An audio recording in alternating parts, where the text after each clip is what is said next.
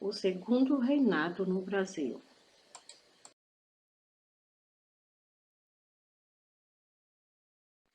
Os dois primeiros períodos políticos depois da independência do Brasil aconteceram de forma inconstitucional. No primeiro reinado, a Assembleia foi dissolvida e Dom Pedro I outorgou a Constituição da forma que lhe conviera. E no período regencial, aconteceu a negociação do ato adicional em 1834, que modificou a própria Constituição.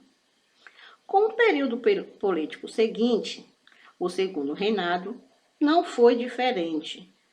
Para que Dom Pedro II pudesse assumir o império, pois já era imperador desde os 5 anos, quando seu pai, Dom Pedro I, voltou a Portugal, foi preciso a articulação de um golpe para antecipar a ocupação de Dom Pedro II a seu posto de imperador, pois apenas assumiria em 1843, ano em que completaria 18 anos.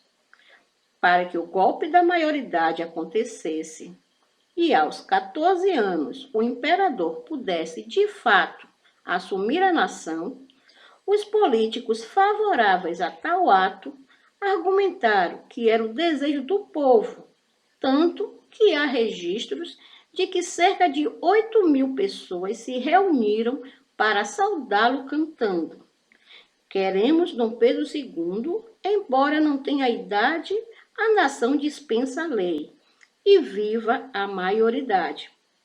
Em 23 de julho de 1840, o parlamento outorgou o golpe da maioridade, coroando Dom Pedro II imperador aos 14 anos de idade. Assim, com o golpe da maioridade, restabeleceu-se o poder moderador e recriou-se o Conselho de Estado. Então, iniciou-se um período em que o Brasil esteve com Dom Pedro II à frente da nação por quase 50 anos, conseguindo definir as suas fronteiras e manter o seu território. Para que o Brasil voltasse a experimentar um período de paz, um dos primeiros atos de Dom Pedro II foi perdoar os rebeldes que faziam ou fizeram parte de inúmeras revoltas do período regencial. Por isso, recebeu o título de o Magnânimo.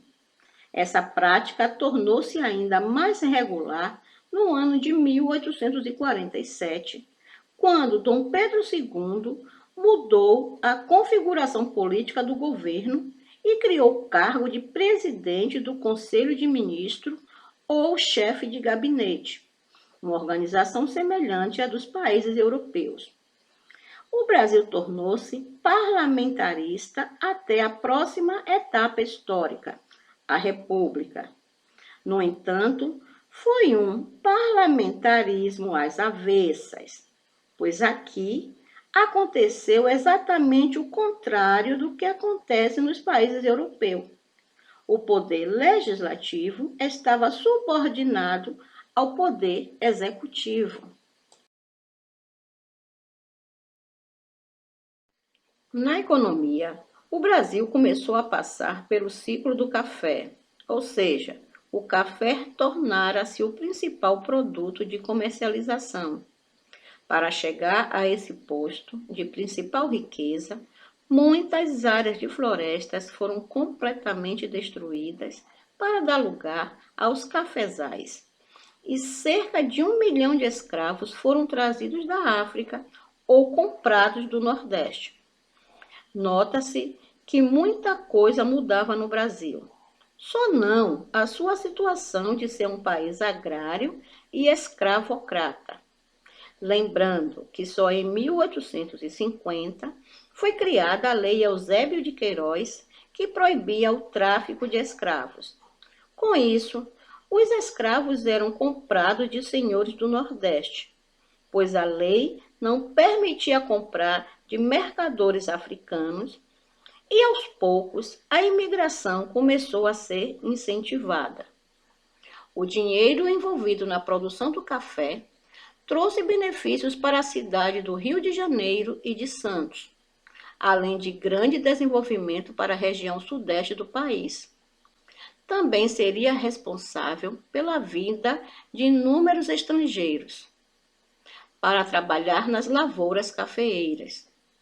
No entanto, essa mesma classe social, os cafeicultores, que foi beneficiada com ações do imperador, também articulou a sua saída, devido principalmente à abolição da escravatura. No final do seu reinado, Dom Pedro II sofria com a pressão da Inglaterra para abolir a escravatura, pois tinha interesse em aumentar o mercado consumidor de seus produtos, e para isso precisava que os escravos se tornassem homens livres e assalariados para começar a poder comprar o que quisesse. Entretanto, o interesse interno de parte dos cafeicultores era que se mantivesse a escravidão, pois o trabalho baseava-se na mão de obra e tinha investido muito dinheiro nisso. Assim, Dom Pedro II tentou adiar o quanto pôde a abolição, lançando leis paliativas, como as leis Eusébio de Queiroz em 1850, que proibia o tráfico e comércio de escravos, além do ventre livre, em 1871, que libertava todos os negros nascidos a partir daquela data em que a lei entrou em vigor, a dos sexagenários, em 1885, que libertava todos os escravos com mais de 65 anos, mas pelas condições de vida, a maioria sequer chegava aos 40. Mas, ao se tornar inevitável a abolição, quem fez foi sua filha, Princesa Isabel, assinando a Lei Áurea. Logo, os cafeicultores que haviam empregado dinheiro em escravos articularam a saída de Dom Pedro II, pois sentiam-se lesados, já que a lei não previa qualquer indenização pelos escravos libertos. Dom Pedro II também se envolveu em guerras armadas, especialmente a Guerra do Paraguai ou Guerra da Tríplice Aliança. O Paraguai era um país autônomo, tinha agricultura diversificada, indústria e não dependia economicamente da Inglaterra, diferentemente dos países vizinhos, o Brasil, a Argentina e o Uruguai.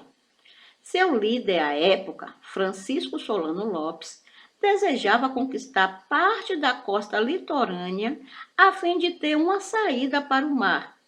E para isso, incorporaria territórios do Brasil, da Argentina, do Uruguai ao Paraguai.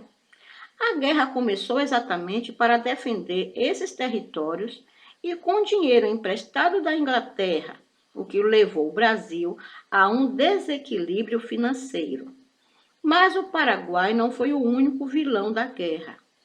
O Império Brasileiro almejava conquistar o Paraguai para controlar a navegação na região.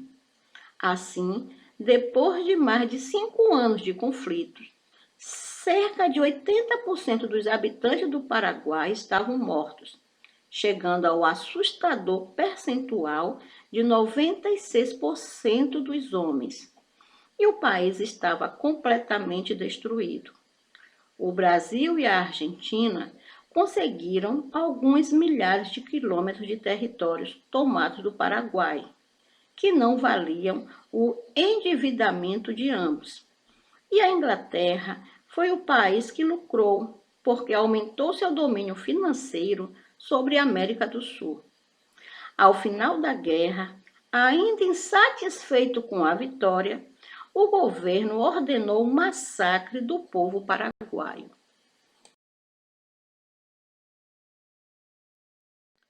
Portanto, uma sucessão de fatos provocou o fim da monarquia no Brasil.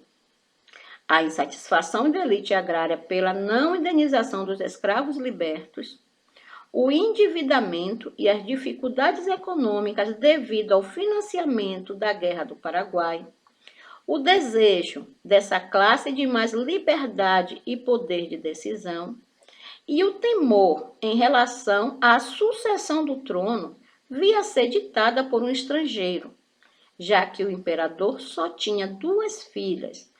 Uma morreu precocemente na Europa, onde vivia, e a herdeira era casada com um francês. Essas situações levaram ao fim de mais um período histórico e deram início ao novo período, a República.